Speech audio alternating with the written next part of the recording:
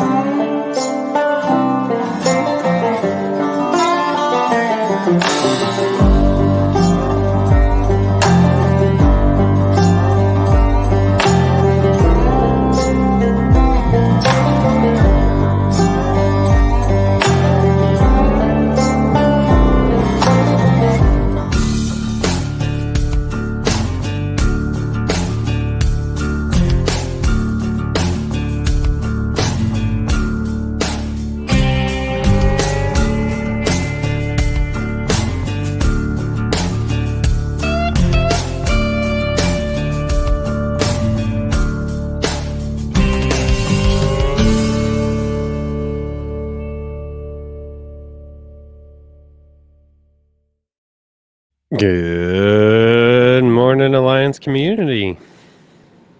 Hey. Hey, Hear we me? actually have EJ this time. This has been about 5 minutes of robot EJ. I'm back. Back from vacay. Been bumming it all week. I feel like I need a vacation. Well, that generally happens when you go on vacation. You need a vacation from your vacation. So, I'm glad you guys had a good time. You did show up for the Mastermind, so that was good. Yeah. You're the leader of that, so you kind of needed to show up. Yeah. My family was all wondering where I disappeared to for an hour and a half. I had just a little bit of work to do. Right. It's gonna be okay. Ah, man. Well, good. Yeah, then we Alliance guys apparently like to drive through weather patterns for vacation or from vacation. Yeah. You guys were driving through tornadoes last night. Yeah, that was fun. After we got through it, I told the kids, I said, yeah, I was actually a little bit scared. I was like, really? Said, yeah. I just turned the radio up and put both hands on the wheel. Yep. Pay attention. Keep That's on that. moving. Yep. TK and I heading to Virginia Beach. We turned the radio down because you couldn't see, but you could not see to the front of the hood of the truck. We're driving through a hurricane. You know. Yeah. We do what we got to do, right? Yeah, when stuff started flying across the road, trying to keep it between the lines, I knew something was going on. Yeah. That's what you got to do. Oh, your Alex is down there enjoying the Masters. So. Masters. Do you take the week off when this happens, Alex, or do you work even harder? The whole town shut down. I could imagine it's pretty hard to move around down there at all.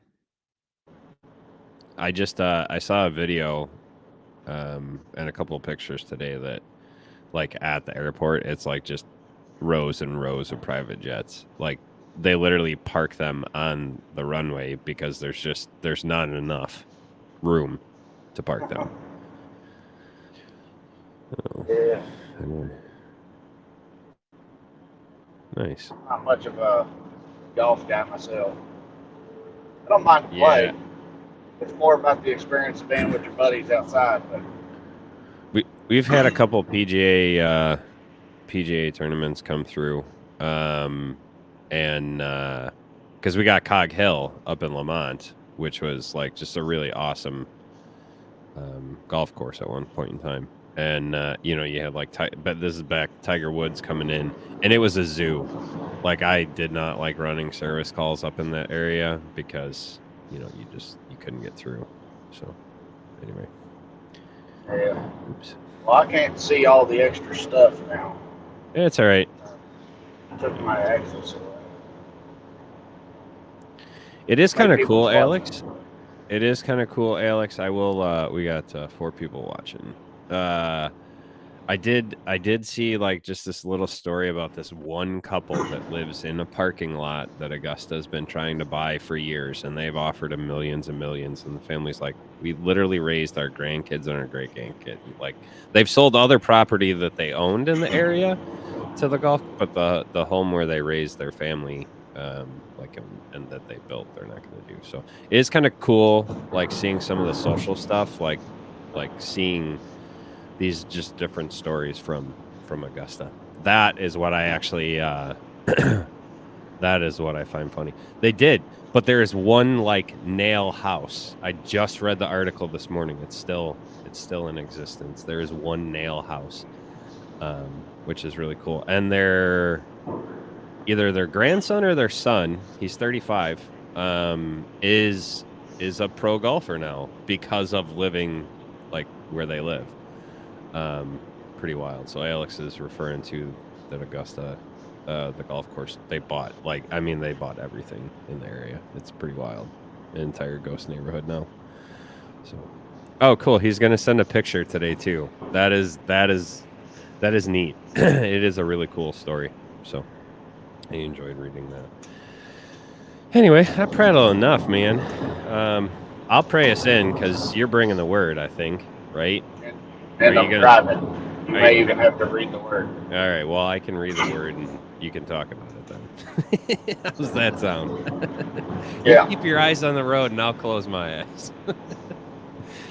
Dear Father, we thank you for this day. We thank you for this time together. And we thank you for Doug stepping in all week and just filling the spot with EJ, enjoying time with his family and team. Father, we just... we thank you for another day. We thank you for another opportunity to serve our customers. And I pray that we would look at it as such, that we're out there and we are serving. We are the hands and the feet for you, Father. We just thank you and we praise you and pray you bless this word. In Jesus' name, amen. Yes. Speaking of serving, that's what today's message is about. The title, if we were to give it a title, would be Jesus-like servant leadership. Servant leadership like Jesus would do it. So this passage, Mark 10:35 through 45, is just a little conversation that Jesus had with the sons of Zebedee. Basically, they've just paraphrasing. They asked him if he could do anything they asked of him. Would they let them both sit on his right side and his left side in glory in his kingdom? They wanted to kind of reign over everybody, such as kings would. And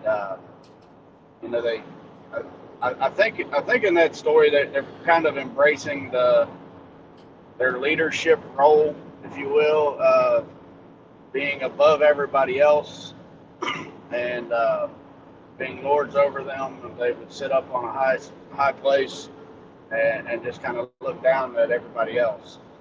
And, well, why don't I read it and then we can dig into it. So I was getting ready to say, just pay attention to how Jesus responds to it. All right, here we go. 35. Then James and John, sons of Zebedee, came over and spoke to him. Teacher, they said, we want you to do us a favor. What is your request? He asked.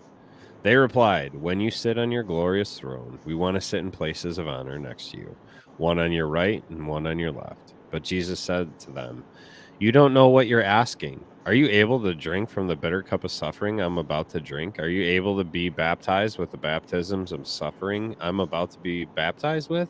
Oh, yes, they cried. We are able. Jesus told them, you will indeed drink from my bitter cup, and you will be baptized with baptisms of suffering. But I have no right to say who's going to sit on my right or my left. God has prepared those places for the ones he has chosen.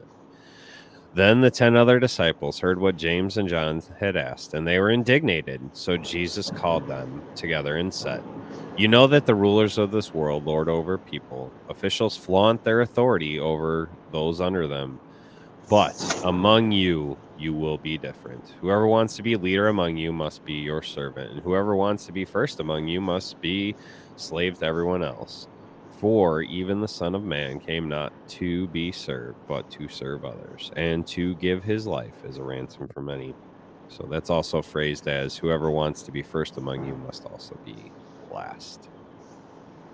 Yeah, and you hear how direct and straight to it that Jesus says it, and it's not necessarily that exactly. It's in my stretch, but it's the way that you think of yourself. It's humbling yourself to know that you are not better than everyone else. Everyone else's purpose is not to serve you, but we are to serve each other. And if you have a team, or if you are a leader in any way, that's kind of the way you should look at it. Not that if you are first, you should be the slave or servant to others, but uh, be there to serve and help others. Uh, so I do have some things here. Kind of glance at willingness to become nothing so that others can become themselves. Freedom from the need to receive honor from others. Exhibiting the fullness of honor, respect, and blessing towards other people. This is the one I like for leaders of businesses. Equipping and promoting others, launching them into their callings. And then the last one is excitement to see others succeed, even your competitors. Or if you want people that you don't particularly like very much, if it's not just about business for you. But genuine happiness to see others succeed. And it's only then when others would be happy to see you succeed. People will help you to reach your callings and honor and respect you. It's kind of one of those, you got to give a little respect to get some. But if you walk around wanting to lord over everybody and bark orders and whatnot, and that doesn't mean you can't ask things of people. And there ain't titles and roles and responsibilities. That's all true. But the way I look at my position as leader in my company is I have a role to set everyone in my team up for success. It's my responsibility to provide the resources and training to them to succeed to the same mission. So I equip and promote them to do their best, to fulfill their callings in life and in the roles that they perform. So in a way, I serve them. They ask for things of me, and I try my best to provide them. And in turn, when I ask things of them, they do their best to provide those needs by going out and serving our customers. We take care of our customers the same way. The customers ask things of us as our customer, and we try to provide the resource that they need to satisfy them. They have an appliance that don't work, we come and fix it. We serve them. And in turn, they serve our business with the income it needs to continue the cycle. It's just a matter of a state of mind today. I don't know who it's talking to, but it popped up today in my or last night in my reading. Servant leadership. Look at your role in any position that you have, not just in the business, or if you're tech, you're a leader in your family. You're a leader to your children. Are you a leader in your community?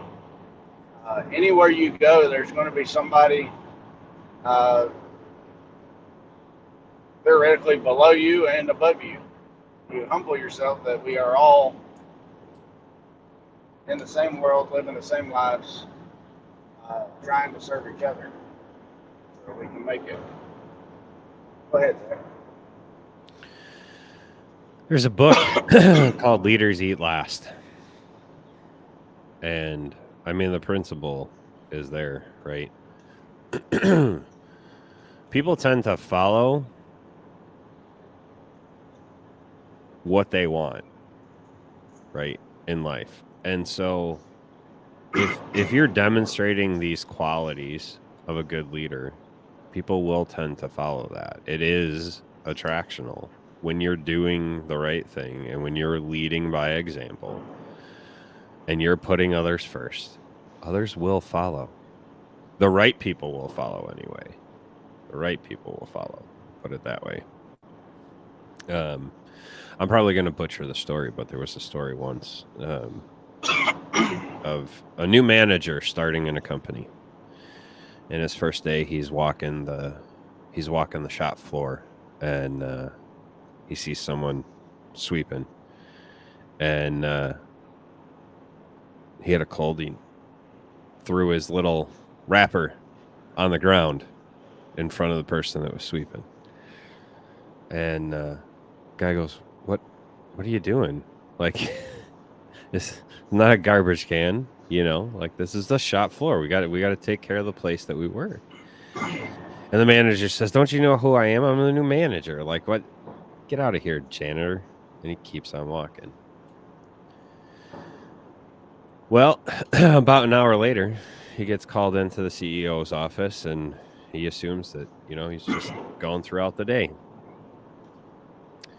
He finds himself on the chopping block because that janitor, that man that was sweeping, was the CEO.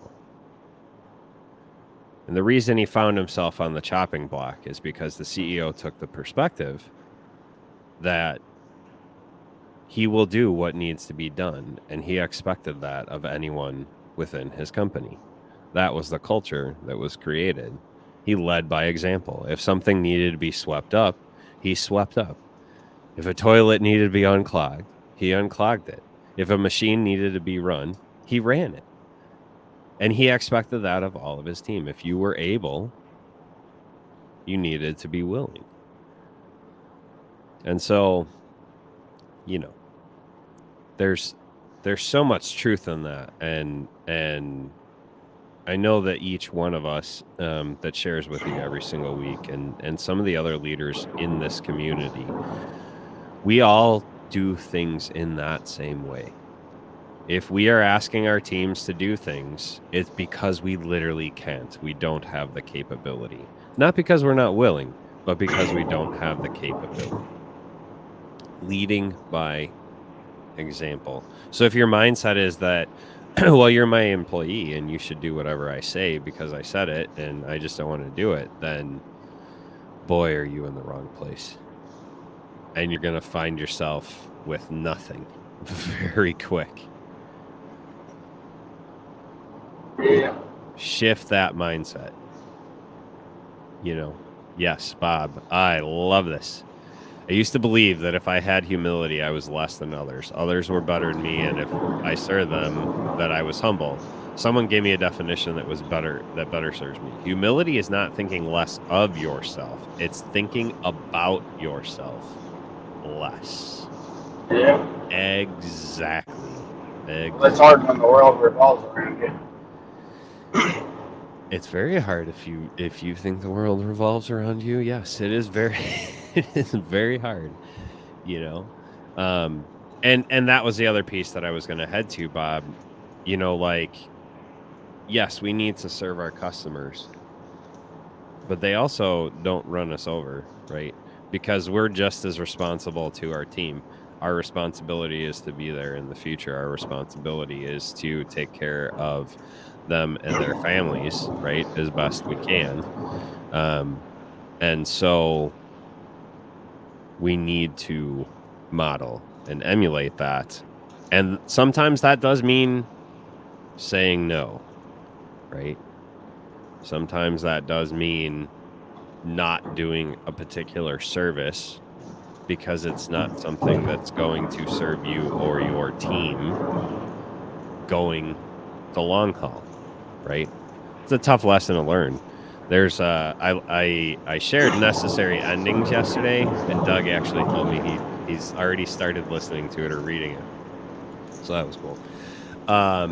But there's certain things within our businesses that like we need to pair off. There's certain things within our lives that we need to pair off, right? Like so when you think of all these fruit trees and stuff like that out in California, they chop limbs off on a regular basis to allow the tree to grow stronger and taller and produce better fruit. Same thing applies to your business.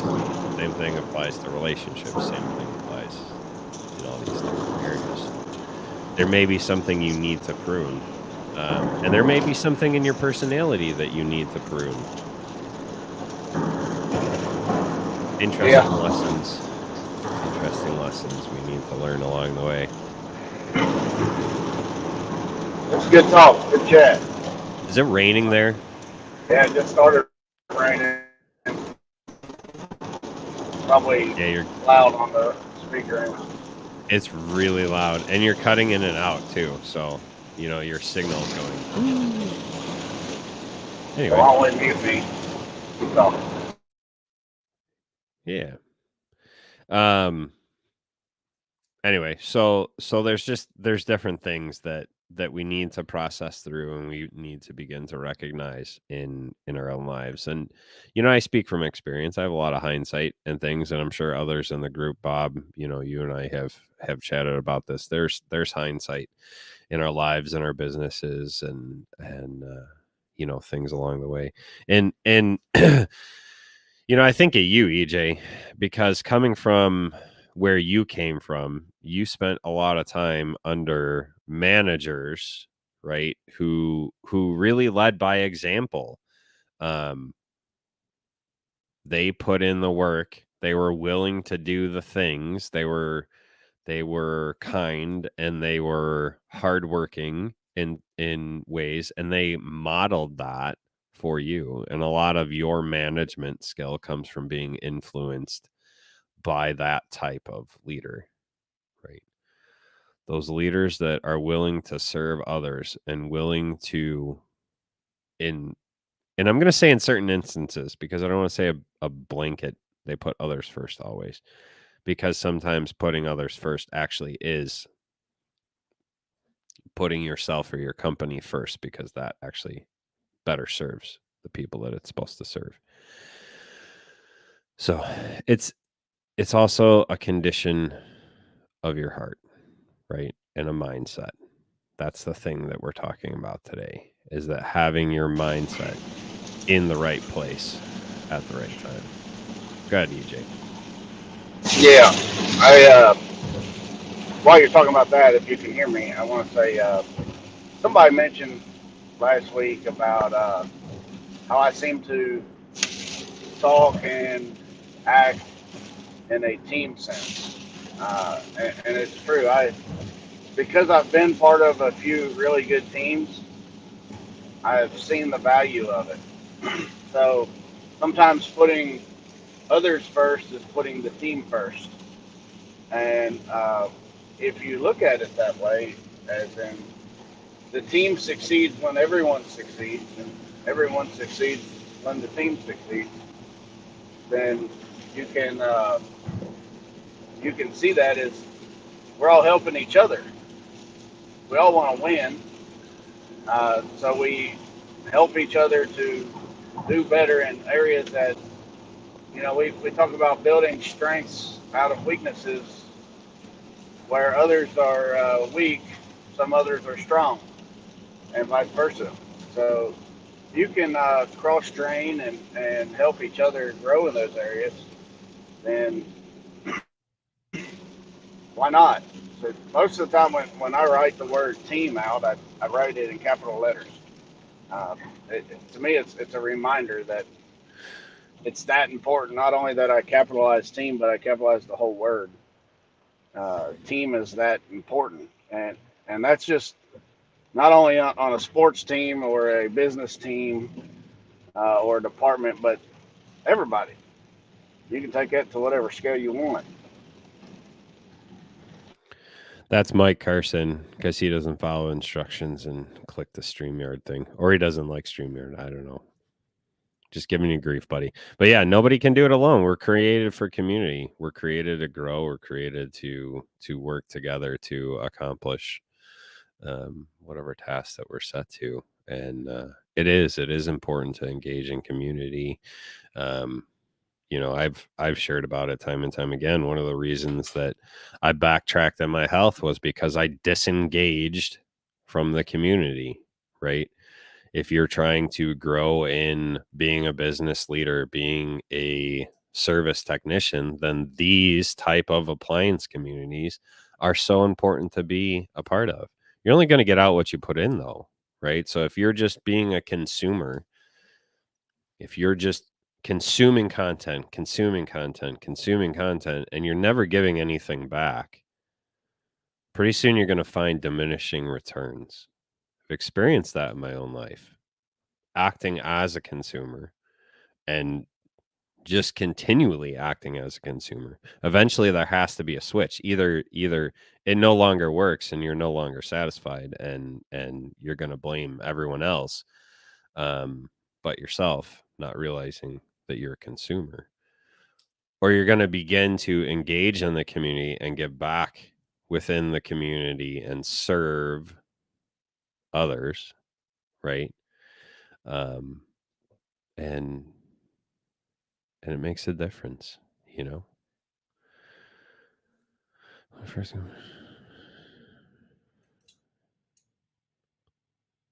that's awesome, Billy. So Billy talks about the first guy that he Can you worked read for that was out loud? nothing but, yeah, he was lucky, and the first guy I worked for was nothing but team. A great start for me in this business. Been blessed with great people ever since. That doesn't surprise me that that was modeled for you, Billy, because we've engaged with you within the community, and it's so easy to see that within your life, team is very important, you know. Billy definitely gets it. Billy, we appreciate you, man. So anyway, it's just one of those things that's been on my mind because I've recently re-engaged in my health community because I missed that connection, right? Community is a group of like-minded people moving together, much like a mastermind, just on a larger scale for a common purpose, right? And so not being surrounded by people that were putting their health first made it easier for me to make excuse after excuse after excuse after excuse not to do the right thing time and time again. I didn't have that accountability. I didn't have that feedback coming from the community, you know, because there is an inherent level of accountability that comes with that. And that's where corporate worship is important too, right? If you're a churchgoer, that's where your Sunday service or your Wednesday service or your so whatever, whenever you're going, that's what that is, right? Corporate worship is that community feedback where you're engaging with each other within that subset. But the real work happens the rest of the week when you're engaging in your community at large, your neighborhood, your city, your state, whatever that looks like. But that feedback, right, happens within that corporate setting. And so, you know, these type of communities, that's where that feedback comes in, you know. Let's see. I agree. How do you give back when you can't? Like, I'd love to give my time and help out the alliance, but all those roles are taken. I guess the only way is, yes, that's the best way. That's what I'm talking about, Kyle. Engaging in the conversation. If you see something interesting while you're on the road, put that in the community for others to see and learn from. Ask a question when you're struggling, because if you're struggling, guess what? Someone else is struggling, and has that same question and is too afraid to ask. And for those of you who actually know the answer, please, please, please help people learn. Don't just tell them. Don't belittle them. Don't berate them. We all started somewhere. So give back in the way that you want to be treated, right? So if you're a newer guy, post those questions, post those pictures, post those things that you saw about, right? Someone else has the exact same question. I guarantee it. I guarantee it. And they're too afraid to ask it. They're too afraid to post. That is literally the best way that you can engage in this community, Kyle. Thank you for bringing that up. It's literally the best way. And again, you experienced guys, I'm calling you out. Quit giving the answer. Teach. Equip. Prepare the next generation. We're not going to be around forever, guys. Teach that next generation and teach them the right way. Teach them the things that we wish we had learned. Mike clicked the button. Thanks, Mike. If you want to go fast, go alone. If you want to go far, go together. And that's so true. I mean, that is so true. You can do so much more within a community, within a team, than you can ever do by yourself, because you cannot do everything by yourself, right? There's a reason that there's 3, 4, 5 of us that show up on this devotion business talk every single morning. We may not always be here. TK's taking a nap today. EJ was off for 3 days. Doug stepped up. Mike was in last week. Like, we work as a team. I don't know everything. I'm just here to facilitate. I'm just here to prattle once in a while when someone has a good topic to talk about, right? And they're all good topics, by the way. But I'm just here to kind of prattle and facilitate this meeting happening. I don't know everything. That's why we bring other people on. That's why we have guests on the podcast. Because I don't know those things. I don't know all those things. It's great to have that type of conversation. Bingo. You only have to be one step ahead of someone in the group to be helpful. And that same thing applies in so many areas of life. You only need to be that one step ahead.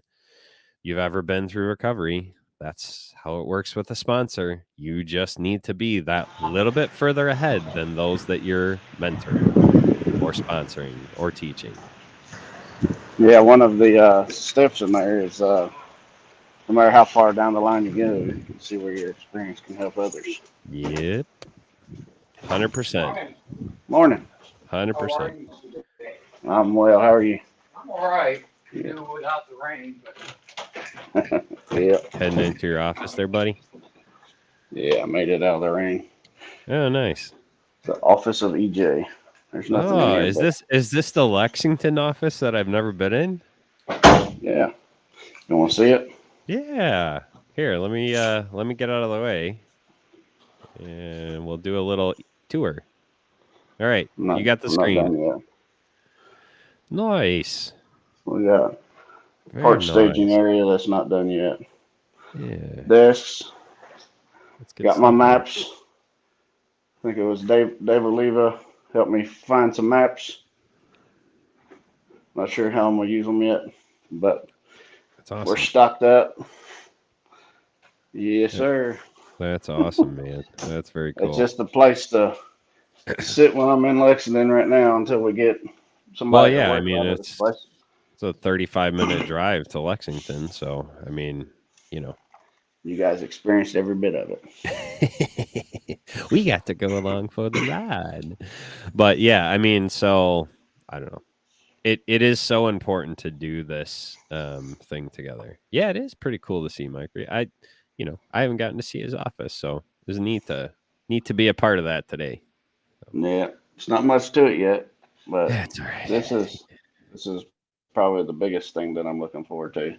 Yeah. using the parts staging area. Yeah. We got a weird region that kind of presents some problems. Lexington is the biggest city around us, where our parts house is, and currently one of our techs works out of Lexington. But me and the other tech, we live 30, 45 minutes east, not near anything. So this would be a good place to stash some parts, little quick grabs when we're in the area. Place to grab a break. The idea is eventually we'll have a in-house CSR, not named my wife, and should be they could sit here maybe Yeah. and do some things. But we're just setting up for the long haul.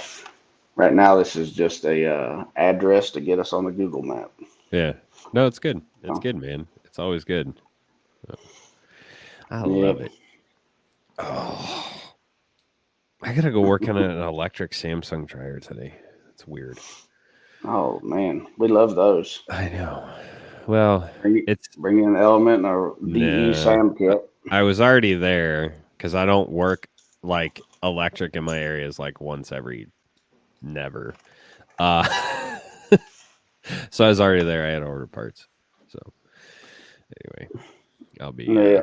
heading back with an oddball thermal fuse that I didn't have. It was one of the weird dime size ones, not one I regularly use. I keep all the LG fuses in stock, a little push button reset one, because that's like one of the most common things I see in my area. And then obviously all the Whirlpool fuses. But yeah, I don't really often see the Samsung, or especially Samsung Electric. So it's an oddity.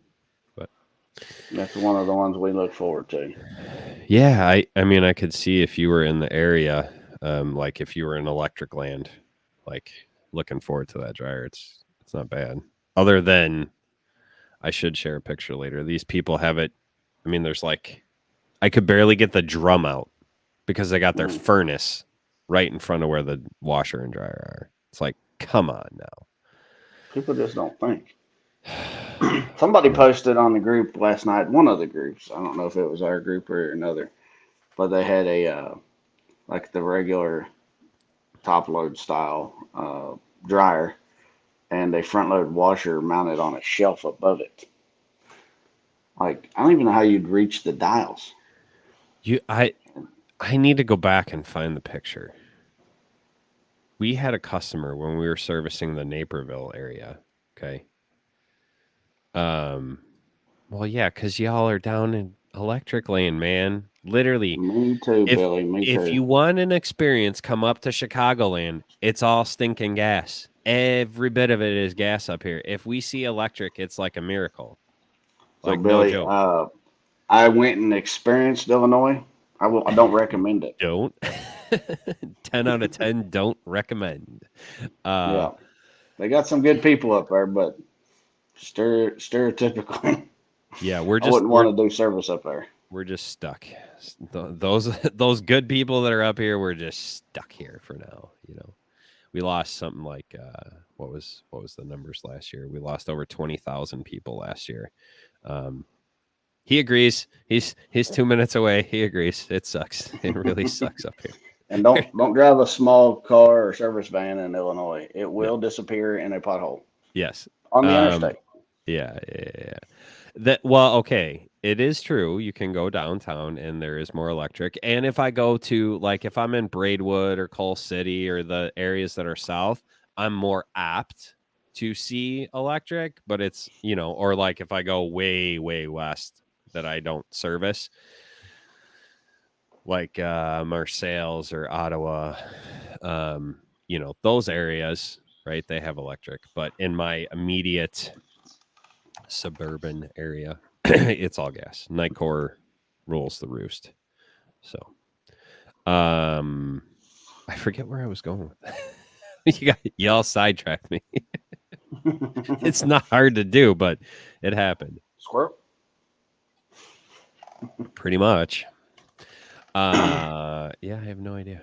I don't know where I was going before we got sidetracked with that. So I guess it wasn't all that important. So. We're rounding the 40-minute mark, so we should probably get to work. Yeah, I got to get down to Elwood. I got to go work on that dryer. So anyway. Oh fun. yeah, don't drive a small vehicle up here. That's where we were going with that next piece. That's when I got sidetracked. You got to drive a truck up here or a van. Like, first of all, you'll disappear in a pothole. Second of all, you can't see over, anything otherwise. My wife prefers to drive with me because the truck sits up higher and her little car is like a freaking go-kart. Anyway, that's what we got. What's tomorrow? Freestyle Friday, right? Is it Friday already? You've been gone all week, dude. That's why you lost your privileges. That's why TK has the privileges now and you do not of StreamYard. I need a weekend. I need a weekend off. This whole week I was in Tennessee. I just kept talking about the 3 days we were down there as the weekend because it felt like the weekend. Well, it kind of was an extended weekend, so today's Monday, and Monday sucks. But tomorrow's Friday. Friday. Yeah, semi looking forward to the weekend. So I'm in the midst of shedding weight, and I have a bunch of stuff. I have a bunch of stuff that I need to get rid of, and I might see the man, the myth, the legend, the man who dodges, Justin Gandy. He might be coming on up. We'll see. Justin does exist. He does I have exist. seen footage of him. He does exist, but he's really hard to get a hold of. So, pretty cool dude too. Yeah. Get him back on sometime if he can wake up early enough. He might be coming. He might be coming on up to take a look at some of because I do have an overwhelming amount of crap, and there's just a lot of crap that I realized I need to get rid of. So, and there is some stuff that he actually actively needs. There's a few other members of the community that have reached out. One really far west. My brain is blanking on it. I happen to see him engaging in Appliance Pro Talk, so we're working on getting some stuff to go to him too. That is the problem with buying an existing business. You inherit a lot of crap, and then when you don't keep an eye on your business, you gain a lot of crap too. So anyway, got a lot of crap to get rid of. We'll see y'all tomorrow. Bring your questions. We'll be ready. Maybe we'll have TK. Hopefully TK wakes up tomorrow and is ready to rip and roar on Freestyle Friday. So y'all have a good day. Get out there, serve some people, love some people. We'll talk to you. See you, everybody.